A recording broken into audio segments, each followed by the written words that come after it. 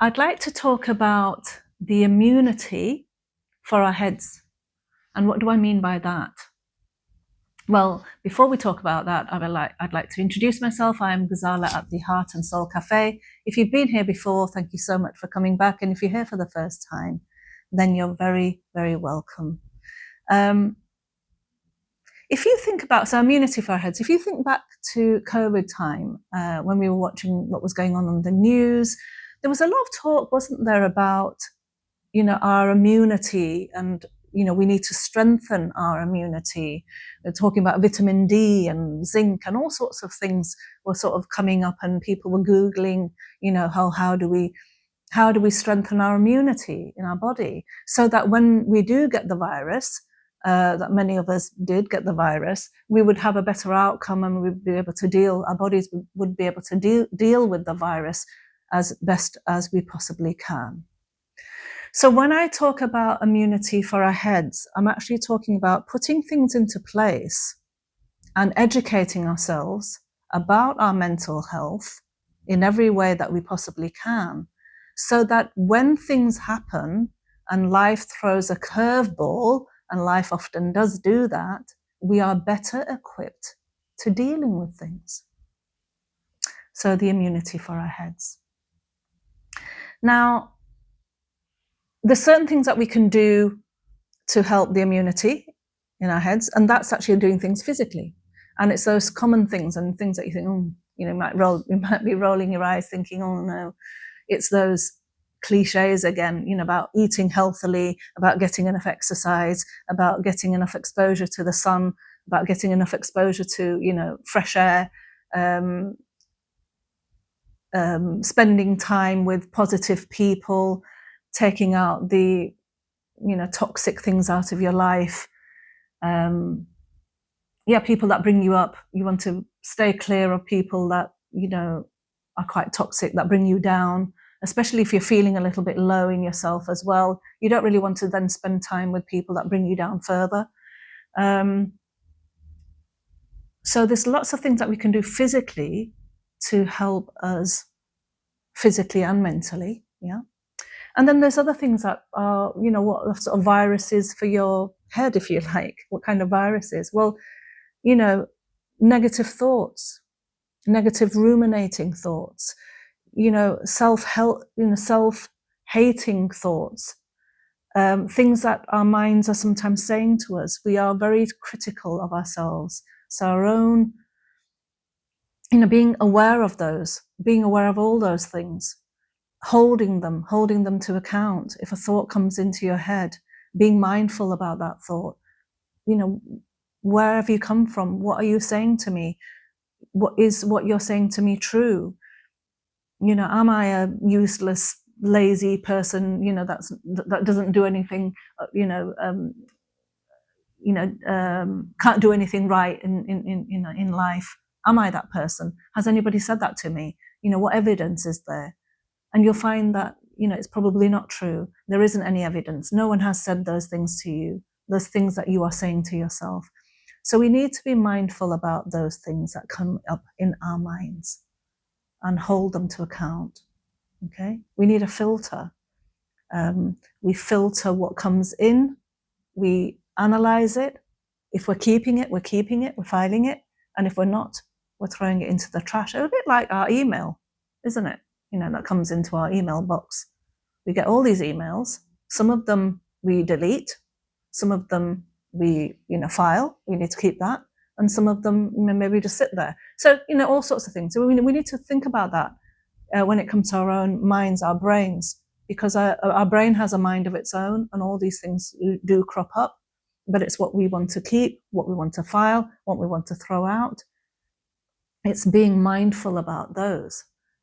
Because if we're thinking about them, we can actually process them. If we're not, it's similar to meditation. Now, when people say, "Oh, I can't meditate," why do they say that? They're usually saying that because they feel that they can't lie there or sit there and think about nothing, because a thought pops up into your head, and we know that, and it happens to a lot of us. I've been practicing meditation for about 5 years, and I still thoughts pop up into my mind. But it's having the ability to realize that thought is popping up into, your mind, and then being able to, because you've thought about it, you can then put it to one side and get back to the meditation. That's why you're told to focus on your breathing, because hopefully when you're focusing on your breathing, you aren't thinking about anything else that needs to be done. Yeah. So it's not thinking about anything else, which is going to then maybe cause you stress. And stress is something that you're trying to get rid of when you're meditating. So we don't want to try and bring it in. So, and meditation is something that's very good to strengthen the immune system for our heads. It certainly helps me. The other thing that I do is breath work. So it's a lot of breathing in, breathing out, breathing in, breathing out, and then you hold your breath on the exhale. And I can sometimes hold my breath for over 3 minutes. Sometimes I think 3.5 minutes. I think I have done.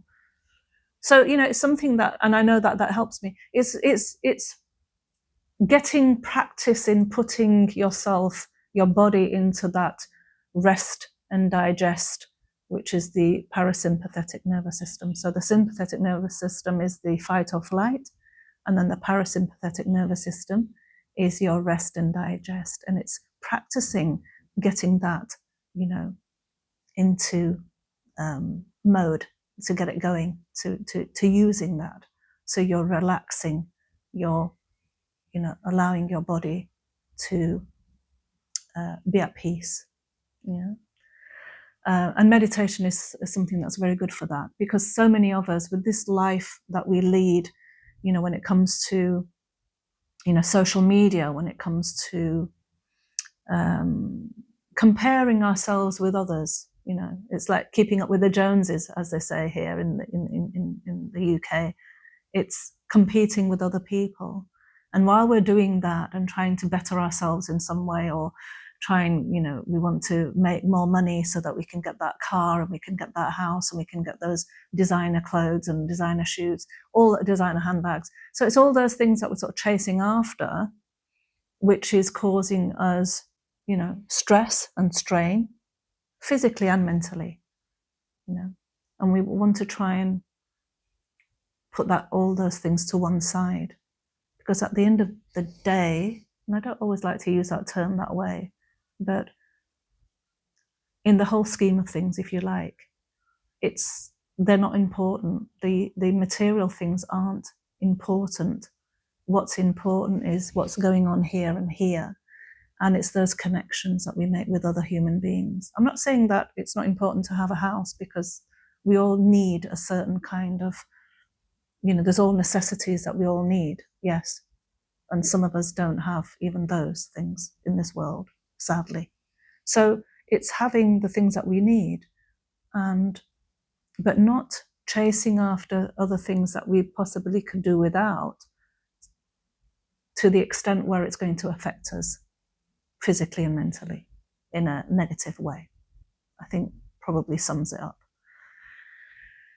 Yeah, so the immune system, strengthening our immune system, I feel, is really important in educating ourselves. If we are struggling with something, let's say with a mental health condition, it's educating ourselves all around that. If we're struggling with grief, when it comes to myself, struggling with grief, I've educated myself as much around that subject as I possibly can, and I'm still doing and learning new things. So once you've educated yourself, you are then more in control of what it is that you are carrying. It's when you don't know, isn't it? When what is this, and how long am I going to feel this way, and how?